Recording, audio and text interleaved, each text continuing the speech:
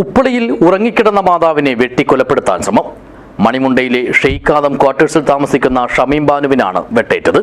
സംഭവത്തിൽ മകൻ മൗസീനെ മഞ്ചേശ്വരം പോലീസ് കസ്റ്റഡിയിലെടുത്തു.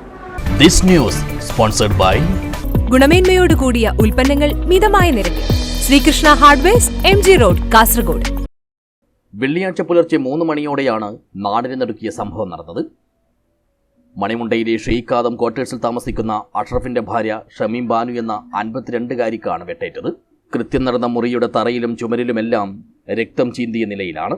മുഖത്തും കഴുത്തിനും കൈക്കുമെല്ലാം വെട്ടേറ്റ് ഗുരുതര നിലയിലായ ഷമീം ബാനുവിനെ പരിയാരത്തെ കണ്ണൂർ ഗവൺമെന്റ് മെഡിക്കൽ കോളേജ് ആശുപത്രിയിൽ പ്രവേശിപ്പിച്ചു.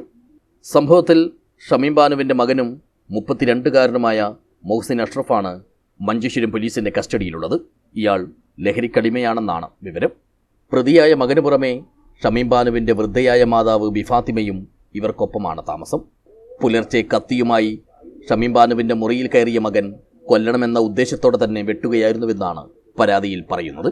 തന്നെ മാനസിക രോഗിയായി ചിത്രീകരിക്കാൻ ശ്രമിച്ചുവെന്ന് പറഞ്ഞായിരുന്നു യുവാവിന്റെ അക്രമമെന്നും പറയുന്നു.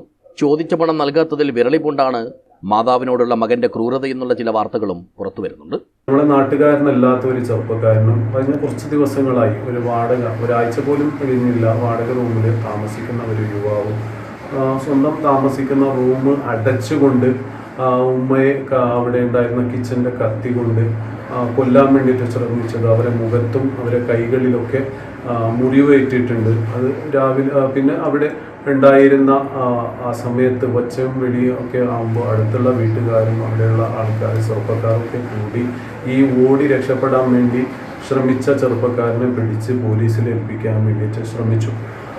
മയക്കുമരുന്നാണ് ഇതിന് പിന്നിലുള്ളത്. ഇവർക്ക് കർശനമായ ശിക്ഷ നടപടി സ്വീകരിക്കാനുള്ള എല്ലാ കാര്യങ്ങളും ഇവിടെ നടന്നുകൊണ്ടിരിക്കുന്നു. അത് വളരെ നല്ലതുമാണ്. സംഭവം അറിഞ്ഞതിന് പിന്നാലെ തന്നെ മഞ്ചേശ്വരം ഇൻസ്പെക്ടർ അനൂപിന്റെ നേതൃത്വത്തിലുള്ള പോലീസ് സംഘം സ്ഥലത്തെത്തിയിരുന്നു. വിരലടയാള വിദഗ്ധരും സ്ഥലത്തെത്തി പരിശോധന നടത്തി. പ്രതി കൃത്യം നടത്താൻ ഉപയോഗിച്ച കത്തി ഏതാണ്ട് 100 മീറ്റർ അകലെയുള്ള തെങ്ങിൻ പറമ്പിൽ ഉപേക്ഷിച്ച നിലയിലും കണ്ടെത്തി.